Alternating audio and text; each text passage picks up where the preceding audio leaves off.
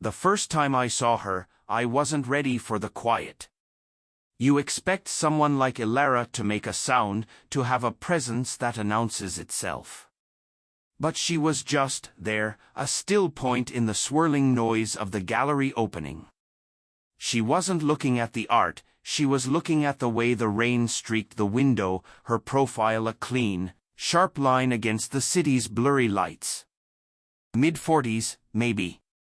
A grace in her posture that seemed less about practice and more about a deep, inherent weariness. I was refilling wine glasses, trying to be invisible in my cheap black button-down.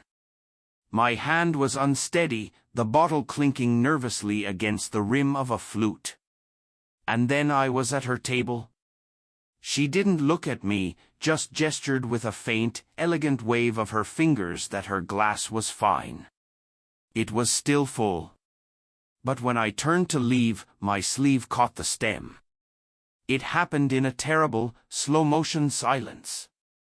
The glass tipped, a pale gold waterfall arcing directly onto the lap of her cream-colored trousers. I froze. The world shrunk to that dark, spreading stain and the heat flooding my face. I am so sorry. God, I'm so sorry. I expected anger, a sharp word, a dismissive glare. That's what I was prepared for. Instead, she finally looked at me. Her eyes were the color of sea-worn slate, and they held no anger. Just a deep, startling amusement. A small, tired smile touched her lips. "It's just water," she said, her voice a low, melodic thread in the room's hum. But it wasn't. It was champagne. She picked up her napkin and began dabbing at the fabric, not with frantic embarrassment, but with a slow, almost contemplative patience. As if she were studying a fascinating new pattern. "Please, let me, can I pay for the cleaning?" "Anything." I was babbling. I couldn't stop. "It's fine," she repeated, and then her hand, the one not holding the napkin, came to rest lightly on my wrist. Just for a second. A grounding pressure. Her skin was cool, but the place she touched burned. "It's just a thing.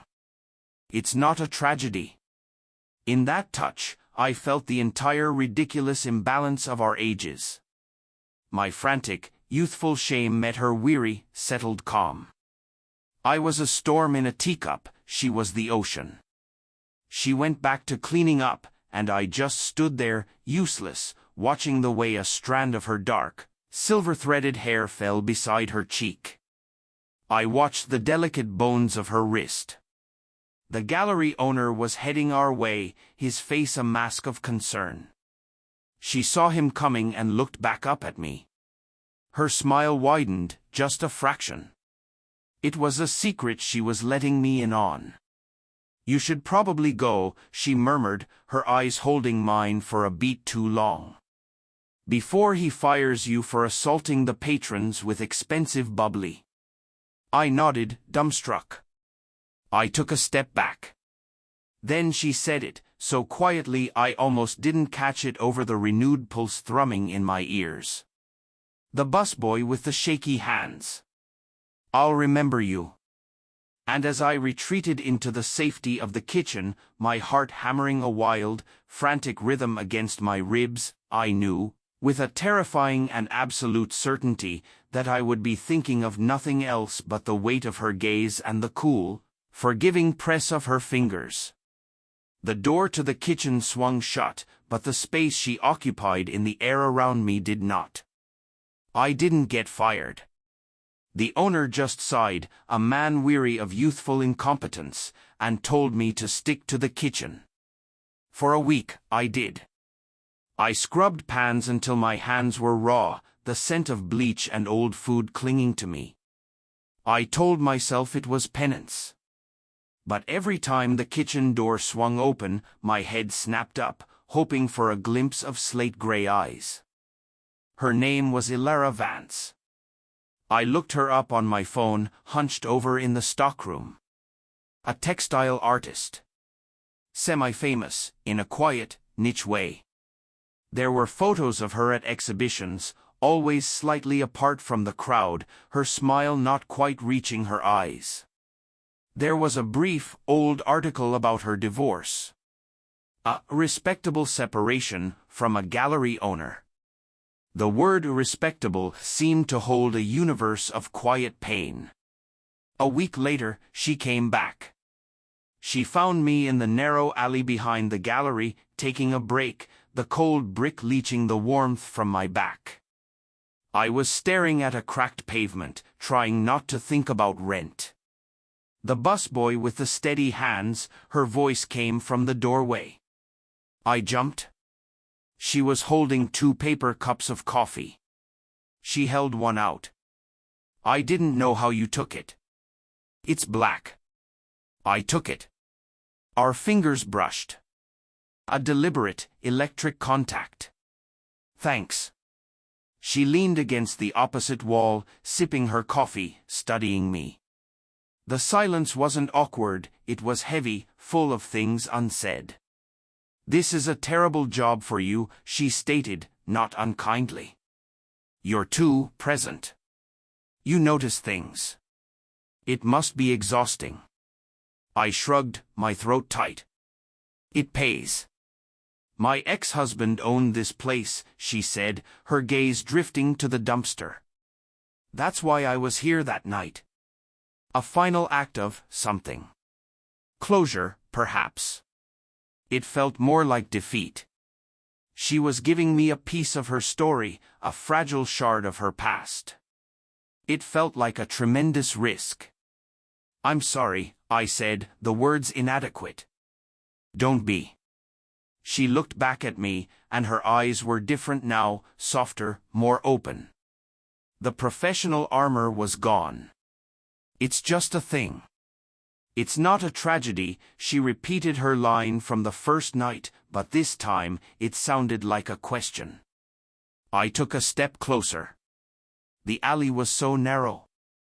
I could see the fine lines at the corners of her eyes, the subtle pulse at the base of her throat. I could smell her perfume, something like rain on dry earth. Her breath clouded in the cold air, a faint brush against my cheek. She didn't move away. Her eyes dropped to my mouth, then back to my eyes. A silent, shocking admission. Elara, I whispered, my voice rough. She reached out, her movements slow, as if moving through water. Her hand came to rest on my forearm, not on my wrist this time, but higher up, her thumb pressing gently into the muscle. A touch of solidarity. A touch of something more. I know, she said, her voice barely a breath. And in those 2 words, she acknowledged everything, the age gap, the complications, the sheer, terrifying improbability of us. Her hand lingered for a heartbeat, too, a brand of warmth through my thin jacket. Then, she pushed off the wall, her fingers trailing down my arm until they fell away, leaving a phantom print that tingled long after she had slipped back inside, leaving me alone in the cold, with the ghost of her touch and the echo of a promise I didn't dare name. The studio was her sanctuary. It smelled of turpentine, raw linen, and her. Canvases leaned against every wall, splashed with dark, textured colors that felt like emotions I couldn't name. I'd started visiting under the pretense of being interested in her process. We both knew it was a lie. I was tracing a thick, furious stroke of charcoal on a new piece when her phone buzzed on the workbench, rattling against a jar of brushes. She flinched, her back to me going rigid. She glanced at the screen, and her whole posture shifted into something guarded, weary. It's my friend, Claire, she said, not picking it up. She's been checking in. A lot. Since the divorce. The phone kept buzzing, an insistent, judgmental hum in the quiet room. She thinks you're here, doesn't she? I asked, my voice low. Elara turned, her face a mask of conflicted grace. She thinks I'm vulnerable. She has a list of suitable men my age. Lawyers. Academics. She gave a short, hollow laugh. She wouldn't include a 24-year-old busboy on that list. The word hung in the air between us. Busboy. It was what I was, but from her lips, it sounded like a confession of her own shame. The phone finally went silent. The sudden quiet was louder than the buzzing had been. I took a step toward her. Then another. We were close enough that I could see the faint dusting of charcoal on her cheekbone, the rapid flutter of her pulse in her throat. My hand came up, not to pull her to me, but to gently brush the smudge from her skin. My thumb stroked once, slowly, over the high arch of her cheek. Her eyes fluttered shut. A soft, shaky breath escaped her lips. "This is a terrible idea," she whispered, but she didn't pull away. She leaned into my touch, her forehead almost resting against my shoulder. "I know," I murmured, my lips close to her hair. "I'm 46. I have a life, a history. You're just starting." "I'm right here," I said. That's when her hands came up, gripping the front of my shirt, not to push me away, but to anchor herself. Her knuckles were white. We stood like that, in the breathless space between decision and action, her fists clenched in the fabric of my life, my hand cradling her face. The air was thick with the scent of her, of us, of every reason this was wrong and every reason it felt like the only true thing in the room. We didn't kiss. The moment was too fragile, too full of its own consequence. But we stood, wrapped in that impossible tension, closer than we had any right to be, breathing each other's air, two people trying to build a wall and unlock a gate at the very same time. The breaking point came on a Tuesday, in the rain. I was waiting for her under the awning of her studio, the downpour a deafening roar on the canvas above. She emerged, pulling her coat tight, a faint smile touching her lips when she saw me. But it didn't reach her eyes. They were shadowed. "Claire called again," she said, her voice flat. "She's insisting I go to a dinner party on Friday. One of the suitable lawyers will be there." I said nothing. The jealousy was a hot, sharp stone in my throat. We started walking, huddled close under my small umbrella. The space between our bodies was a charged void. With every step, our arms brushed, a jolt of static that had nothing to do with the weather.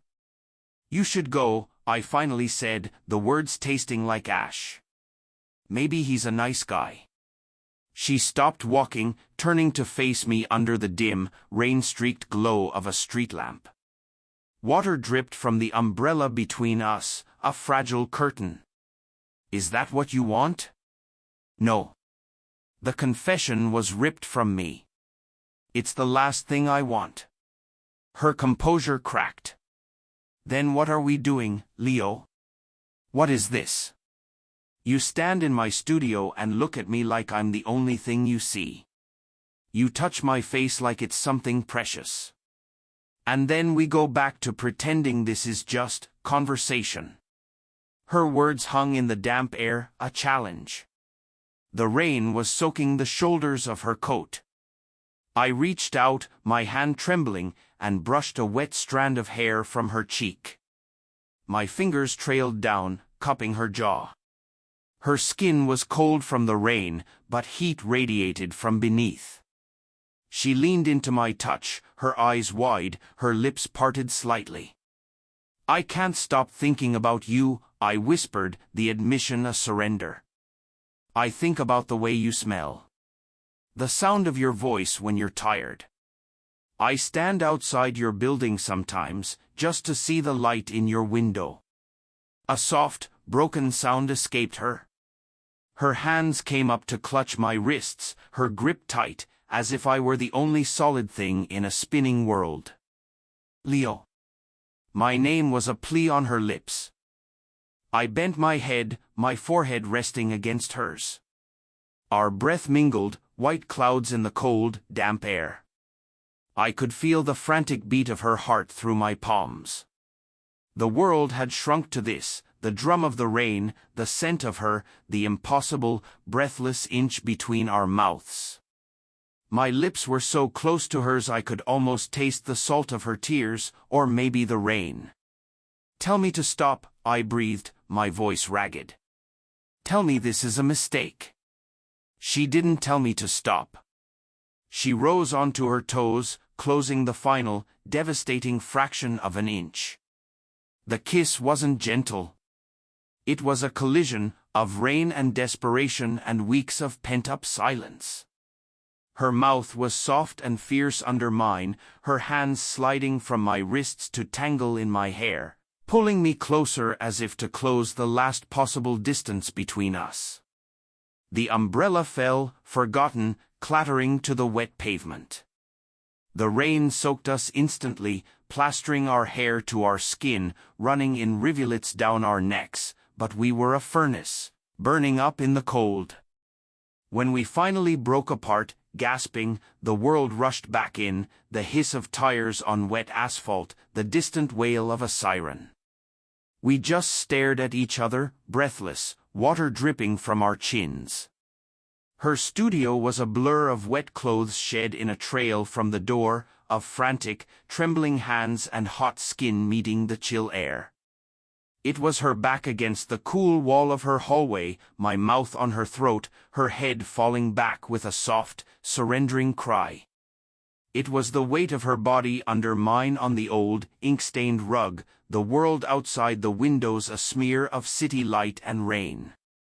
It was her name, a prayer on my lips, and my name, a broken sigh on hers.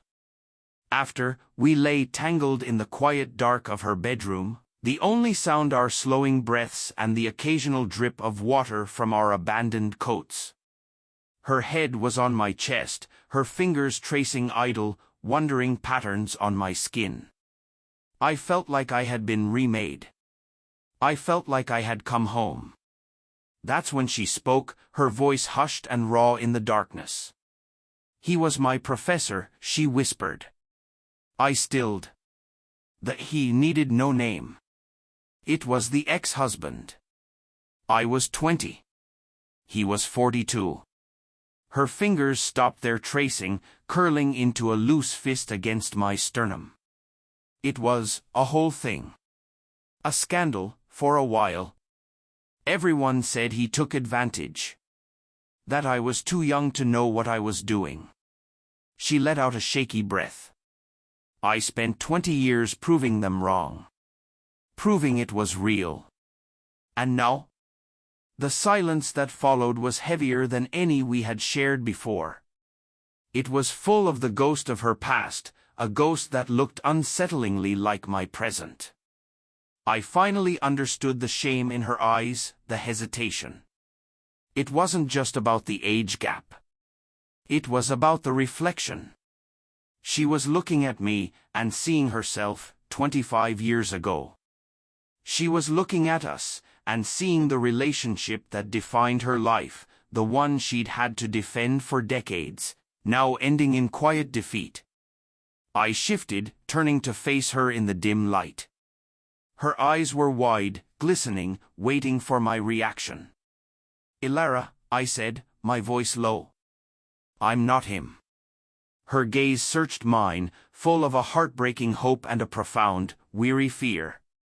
She brought her hand up, her fingertips brushing my cheek, my lips, as if memorizing me. "I know," she breathed. "That's what terrifies me the most." And in that moment, the safe harbor we had found in each other's arms evaporated, and the open sea of our reality stretched before us, vast and terrifying. The decision hung in the air between us, to sail into it, or to retreat to our separate, safer shores. For 3 days, she didn't answer my texts. The silence was a physical weight. I gave her space, wrestling with the ghost of the professor, a man I'd never met but whose shadow now lay across us like a pall. I understood her fear. But understanding didn't lessen the ache. On the fourth day, I went to her studio. I didn't call. I just went, my heart a frantic drum against my ribs. I found her not inside, but on the fire escape, a blanket wrapped around her shoulders, staring out at the brick wall of the adjacent building. She looked older, the lines of worry etched deeper around her eyes. She didn't seem surprised to see me. "I didn't go to the dinner party," she said, her voice raspy from disuse. "I know." I climbed up to sit beside her, the cold iron biting through my jeans. The space between us was a canyon. "I keep thinking about her," she continued, not looking at me. "That 20-year-old girl. So sure she knew everything. So defiant. I thought I was so brave." She finally turned her head, her eyes swimming with a deep, liquid regret. "I don't want to be your rebellion, Leo. I don't want to be the story you have to defend for the next 20 years. I reached out, my hand hovering over hers where it clutched the blanket. I didn't touch her. Not yet. "You're not my rebellion," I said, my voice low and steady. "You're my quiet." Her breath hitched. "With you, I'm not trying to be anything. I'm not a failed artist or a struggling busboy. I'm just me. And you're not the divorced textile artist, or the former student, or the woman who's supposed to know better. You're just Elara. The woman who spills champagne and doesn't get angry. The woman who sees the things everyone else misses." I let my hand fall, finally covering hers. Her fingers were ice cold. She uncurled them, turning her palm up to meet mine. Our fingers laced together, a perfect, desperate fit. "I'm terrified," she whispered, a single tear tracing a path through the weariness on her cheek. "So am I," I admitted, pulling her hand to my chest, pressing her palm flat over my heart so she could feel its wild, hammering rhythm. "But I'm more terrified of walking away from this. From you." She looked down at our joined hands, at her pale skin against mine. She looked at the steady, determined beat of my heart beneath her palm. Then she looked up at me, and for the first time, the wall in her eyes was gone. Completely. All that was left was the unlocked gate, swinging open. She didn't say a word. She simply leaned forward, her forehead coming to rest against mine, her eyes closing. A long, shuddering sigh escaped her, a surrender not to me, but to us. To the terrifying, beautiful, impossible truth we had finally chosen. We sat there, wrapped in the cold and the city's distant hum. Two flawed people who had chosen the risk of being seen over the safety of being alone.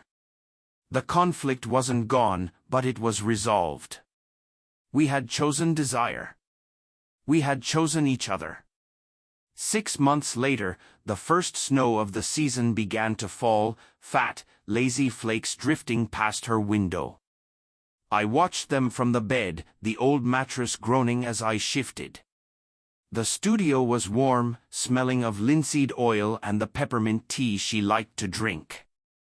Her side of the bed was empty, but I could hear the soft shuffle of her feet in the other room. She appeared in the doorway, wrapped in the same blanket from the fire escape, her hair a messy dark cloud around her shoulders. In her hands were 2 mugs. "It's snowing," I said, my voice still rough with sleep. "I know."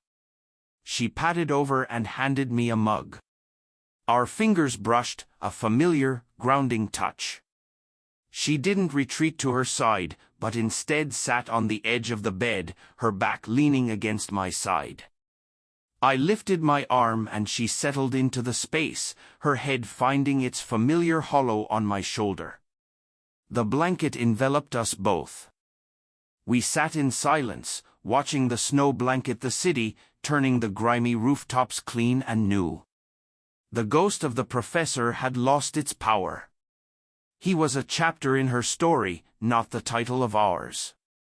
The fear of what people might think had faded into a quiet, shared joke about the looks we sometimes got. It didn't matter. The only perception that had ever mattered was the one we held of each other in moments like this. Her hand found mine on the blanket, our fingers intertwining without a second thought. Her skin was warm from the mug.